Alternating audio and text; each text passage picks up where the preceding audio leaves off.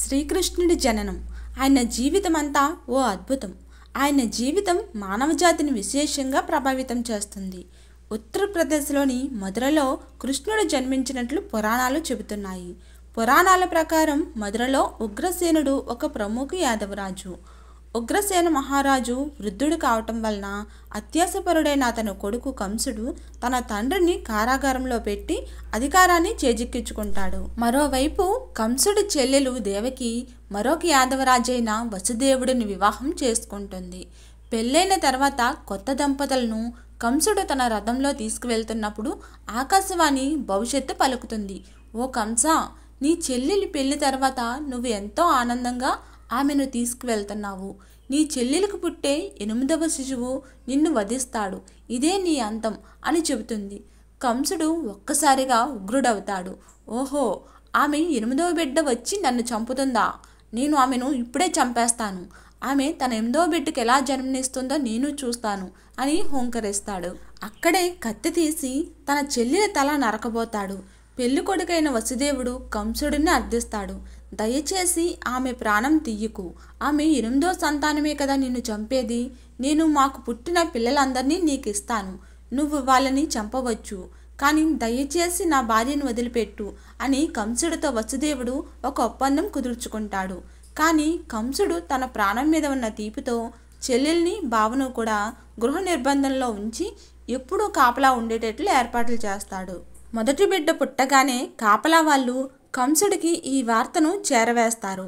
ఆయన రాగానే దేవకి వసుదేవులు 8వ సంతానమే కదా నిన్ను చంపేది, ఈ బిడ్డను ప్రాణాలతో వదిలేయమని ఏడ్చి ప్రాధేయపడతారు. కంసుడు వారి వేదనను పట్టించుకోకుండా బిడ్డను తీసుకొని కాళ్ళు పట్టుకుని ఒక రాయి కేసి బాదుతాడు. ప్రతిసారి ఒక శిశువు జన్మించడం, ఆ తల్లిదండ్రులు కంసుడిని ఎన్నో విధాలుగా ప్రాధాయపడినా ఆయన ఎవరిని ప్రాణాలతో వదిలేయకపోవటం, ఇది ఇలా జరుగుతూనే వస్తుంది.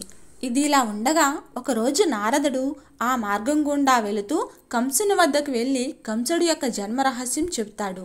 కంస, నువ్వు క్రిత జన్మలో కాలనేమి అనే రాక్షసుడువు. ఈ యాదవులందరూ దేవతలు. దేవకి గర్భంలో పుట్టే సంతానం వల్ల నువ్వు మరణిస్తావు అని చెప్తాడు. దానికి కంసుడు మరింత ఆగ్రహం చెందుతాడు. దేవకీదేవి 7వసారి గర్భం ధరించినప్పుడు విష్ణువు తన మాయతో ఆమె గర్భాన్ని నందనవనంలో నందుడి భార్య అయిన రోహిణి గర్భంలోకి ప్రవేశపెడతాడు. ఈ గర్భం వల్ల రోహిణికి బలరాముడు జన్మిస్తాడు. చెరసాలలో దేవకికి గర్భస్రావం అయిందని అనుకుంటారు. కొన్ని రోజులకు దేవకీదేవి 8వసారి గర్భం ధరిస్తుంది. దేవకీదేవి 8వసారి గర్భం ధరించినప్పుడు కంసుడికి చెడు శకునాలు, మృత్యుభయం కలుగుతుంది. లక్ష్మీనాథుడు దేవకీ గర్భంలో ఉండటం చూసి దేవతలు, యక్ష, కిన్నెర, కింపురుషులు దేవకీదేవి ఉన్న చెరసాలలకు వచ్చి స్తుతిస్తారు. అప్పుడు 8వ బిడ్డ బహుళపక్షం అష్టమి రోజున ఉరుములతో వర్షం పడుతున్నప్పుడు జన్మిస్తుంది. అప్పుడు ఒక అద్భుతం జరుగుతుంది. కారాగారం తలుపులు వాటంతటవే తెరుచుకుంటాయి. కాపలా వాళ్ళందరూ నిద్రలోకి జారిపోతారు. వసుదేవుడి సంకెళ్ళు తెగిపోతాయి. వసుదేవుడు ఇదంతా దైవలీలగా భావిస్తాడు. వెంటనే ఆయన బిడ్డని ఎత్తుకొని ఏదో మార్గనిర్దేశం జరిగినట్లు యమునా నది వైపుకు నడుస్తాడు. ఆ ప్రదేశమంతా వరదతో మునిగి ఉన్నా ఆశ్చర్యకరంగా ఆయన నదిని దాటే మార్గం తెరుచుకునే ఉంటుంది. వసుదేవుడు నదిని దాటి నందా యశోదల ఇంటికి వెళ్తాడు. యశోద అప్పుడే ఒక ఆడపిల్లకు జన్మనిస్తుంది. అది ఎంతో కష్టమైన ప్రసవం కావటం వల్ల ఆమె స్పృహలో ఉండదు. వసుదేవుడు ఆ ఆడపిల్ల స్థానంలో కృష్ణుడిని ఉంచి ఆ ఆడపిల్లను తీసుకొని తిరిగి కారాగారానికి వచ్చేస్తాడు. అప్పుడు ఆ ఆడపిల్ల ఏడుస్తుంది. కాపలా వాళ్ళు వెళ్ళి కంసుడికి వార్తను చేరవేస్తారు. కంసుడు అనుమానంతో కాపలా వాళ్ళను ప్రశ్నించగా వారు భయపడి తామంతా చూశామని ఆడపిల్లే పుట్టిందని చెబుతారు. ఇది కేవలం ఒక ఆడపిల్ల. ఒక ఆడపిల్ల నిన్ను చంపలేదు.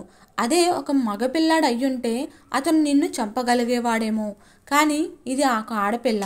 ఈ పాపను వదిలిపెట్టు అని కంసుడిని దేవకి వసుదేవులు అర్థిస్తారు. కానీ కంసుడు కనికరించడు.